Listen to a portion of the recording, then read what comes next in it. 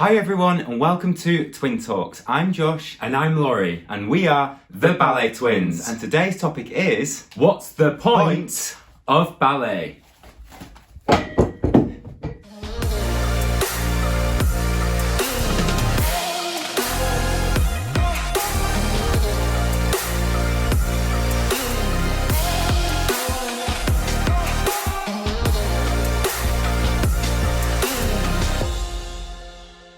Today's video is all about point shoes. What's the point of point shoes? We think that point shoes are just incredible. Look how beautiful they are. See this little end? This is the end that the female ballerina stands on during ballet. Just like this. At the age of around 14 years old, girls will start to incorporate point work into their classes. They start point work at the bar, doing slow releve exercises just so the foot can go through into demi-point and then on to the point. But obviously Josh just showed this position. and these shoes aren't broken in. Look how solid they are. Before girls put these on, they have to break them in. They have to do something particularly special to the inside and the back side of the shoe. Even the vamp, I've seen girls cut the whole of this out and pull nails out of the back of this. They call it breaking the point shoes in. So in theory, it's more comfortable to wear, and every single girl has their own way of breaking in their own point shoes. There are so many styles and makes, and girls all have their individual preferences. These things are solid, and we have spent plenty of times on stage and in rehearsals avoiding this, standing on our toes, hitting us in the head. These things actually hurt when they hit you in the head. I one time was doing a penché with a girl and her leg was in attitude and it flipped up and it literally went stung. And I was like, what happened? And she was like, did I just hit you? I was like, yeah, your point shoe flipped and hit me on the head. You can hear the sound of these, but when girls dance on point on the stage, they have to be as quiet as possible. And that's one of the reasons why they break them in, so they're super soft when they go through their metatarsals. They even darn the ends so there's more grip, because if you look at the end of this, there's no more than 2 inches of space here, and girls have to do up to 36 fouettes on stage in certain ballets, and they're literally spinning on nothing and they're staying in the same place. It's actually just remarkable how they even dance on these things. The amazing thing is when girls don't have these on in rehearsals, they actually feel like they're missing something. And as guys, when we're partnering girls, we feel like when they don't have these on, it actually doesn't quite feel right. We end up finding the perfect harmony between having point shoes on and us partnering them. There's a real difference between a girl standing on point or a girl standing on 3/4 point when we partner them. So the point from the floor going through the foot, through the leg into their torso, we can feel exactly where they are so we can get the balance correct. When they don't have them on, it's actually quite tricky to find their balance. So we get used to girls dancing in these point shoes, and actually it worked really hand in hand. When we get it right, It's amazing. Everything is on point.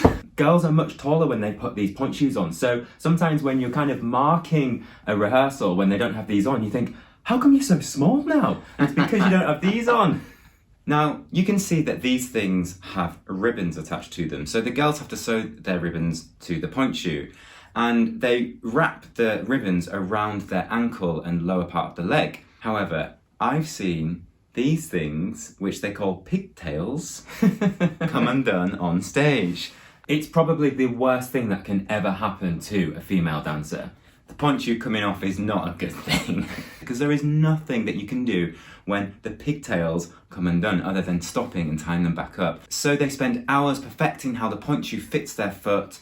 They tie them up correctly. They also grab rosin from the side stage and put it everywhere to stop it from slipping, so they have more friction from the shoe not slipping around. Also, sometimes they attach these elastics just to go over the top of the ankle to give them more support at the back so it doesn't slip off. Point shoes have their own lifespan. We know people which will go through 3 sets of point shoes in one performance, so they really do spend so much time preparing so many point shoes just to make sure that they have enough ready for each show. Each point shoe has to be hand sewn by the dancers themselves, so I do really feel sorry for every girl when they're sewing these things. They take forever, but there must be something also quite therapeutic after a while of, just darning your shoes, watching the TV, having a convo, a little coffee. And I've also heard girls say, I've got the best point shoes at the moment and I hope that they last, because I think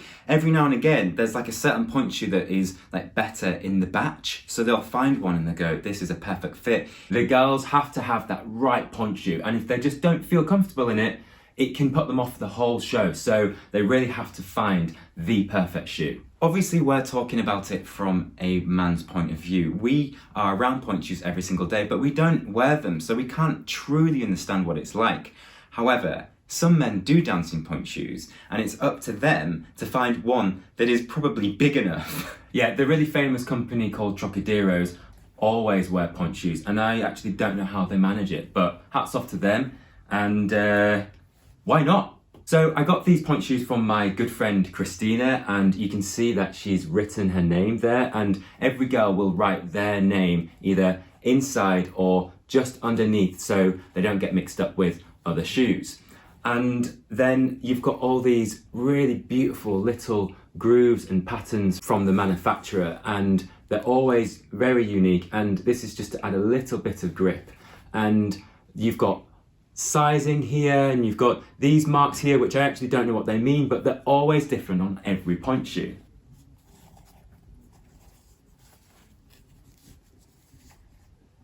One thing that we do know is these absolutely stink. After some rehearsals, these things are just woo! Sometimes you're like, whoa, those point shoes smell, because they've been putting their bare feet inside the point shoe, rehearsing all day, and of course, the foot gets really sweaty, and this thing reeks. And once the girls take the shoes off, they're often like putting them in the bag, wrapping them up, discarding them quickly, and then you see them walk away from wearing the point shoes, and they're walking like pigeons, like, ow, my feet and their toes are so raw, and it just looks painful. So we might not like the smell, but at least we don't have to deal with blisters. Obviously, we've not covered any technicalities about the point shoe. However, we just want to say shoes off to everyone that dances in point shoes, because it's a tricky thing to do, and I don't think I could do it myself, actually. Point shoes are just incredible things, and if you want to see a technical video, there will be plenty of them on YouTube, but we just wanted to say how much we adore these things and to make a cool video about them. Wait!